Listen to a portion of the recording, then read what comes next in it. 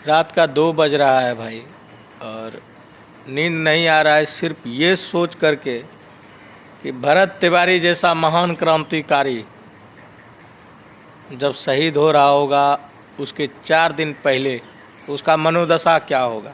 Corrupt system के जो corrupt भेड़िए थे घेर करके उसको कितना मानसिक टॉर्चर किया होगा, उसके ऊपर कितना प्रेशर होगा, लेकिन उसके बावजूद भी वो अपना कदम पीछे नहीं हटाया।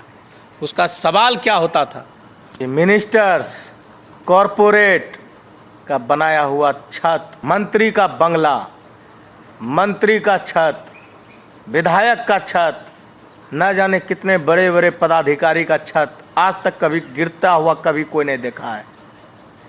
लेकिन हमारा अस्पताल, हमारा स्कूल, हमारा यूनिवर्सिटी का छत काहे गिरता है। इतना 1000 करोड़ जिसको कि हम कल्पना नहीं कर सकते हैं कितना सुनना होगा, उतना पैसा का बना हुआ पुल 1 मिनट में धराशायी हो जाता है।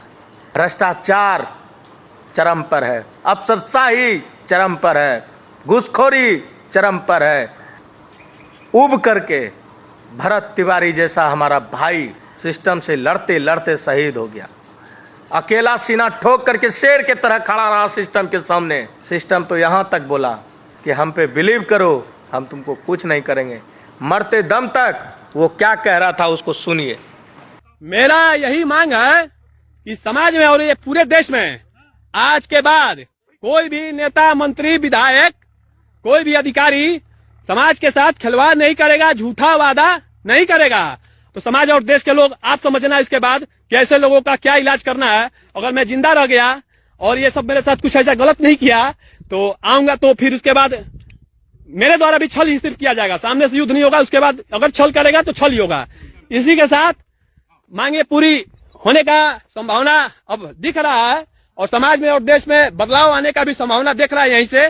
तो चलिए हथियार रख दिया जाता है, लीजिए हथियार इनको दे दिया गया। मरते दम तक जो ये कह रहा हो कि हमारा कुछ मांग नहीं है, बस इस देश में जो नेता, जो मंत्री जो वादा करता है उसको पूरा करो, यही मांग रहा था ना।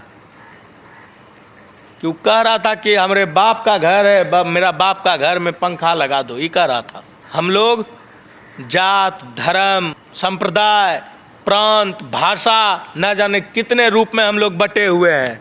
हमारा शिक्षा से खिलवाड़, हमारा चिकित्सा से खिलवाड़, इस पे कौन बात करेगा। हमारे दादाजी लोग कितना साल जीते थे?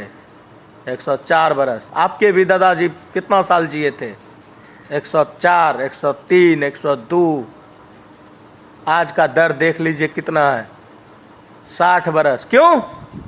क्योंकि जो हम पाइपलाइन जो हमारा शहर में बिछा हुआ है, जो मिडिल क्लास 70% लोग वही पानी पीता है, और वो पाइपलाइन नाली से गुजरता है और पाइपलाइन में लीकेज होता है, उसी पानी को पीता है, मिक्स होता है। पीने वाला पानी और नाली का पानी दोनों मिक्स होता है। कितना जहरीला चीज है। बिहार हर वर्ष बाढ़ में डूब जाता है। दुबई जैसा रेगिस्तान इस पूरे विश्व का सबसे बड़ा शहर बन सकता है, तो हमारा बिहार क्यों नहीं बन सकता है? उससे कम फंड है हमारे बिहार को। हर वर्ष बाढ़ आता है। अभी भागलपुर का हम जीता जागता घटना बताते हैं। जमुनिया गांव, आरा जिला उधर छोड़ दीजिए, हम अपना भागलपुर का बताते हैं। मसाड़ू कितने वर्षों से कट रहा है। उसके बगल में है लैलक, ममलखा, उसके बाद है चारी, उसके बाद है आपका घोघा, उसके बाद कहलगांव, सब कटेगा। क्या तैयारी है सरकार का? यही कि जब बाढ़ आएगा तो गुड़ और चूड़ा बांटेंगे। अगर कोई सवाल पूछे तो उसका इनकाउंटर करेंगे। नींद नहीं आ रहा है। हमारे सोच का हमारे जैसा युवा था और हमारे लिए वो लड़ता था। जीता जागता एक उदाहरण है। भागलपुर में जितिया अनशन हुआ था। पैसा अलॉट होने के बावजूद भी पैसा देने का नाम नहीं ले रहा था ये ब्यूरोक्रेट्स, जिसके खिलाफ में आशीष मंडल धरना अनशन पे बैठा था। इस देश में अफसरशाही चरम पर है। अगर कोई आवाज़ उठाता है तो उसका आवाज़ को कुचल दिया जाता है। एक भरत तिवारी, एक छोटा सा चिंगारी, इस देश में एक ऐसा नया क्रांति और ऐसा मशाल बनकर उभरेगा कि इसका अंदाजा नहीं है। इस आग को बुताने के लिए आपके पास पानी कम पड़ जाएगा। सिस्टम, भगवान आपकी आत्मा को शांति दे, भगवान अपने चरणों में आपको स्थान दे। मेरे भरत तिवारी भाई, तुम अपने लिए नहीं जीते थे। सरकार, ये हुकूमत, ये हमें जात और धर्म में बांट करके रखना चाहता है कि कोई एक ना हो सके। तो हम एक चीज़ कहना चाहेंगे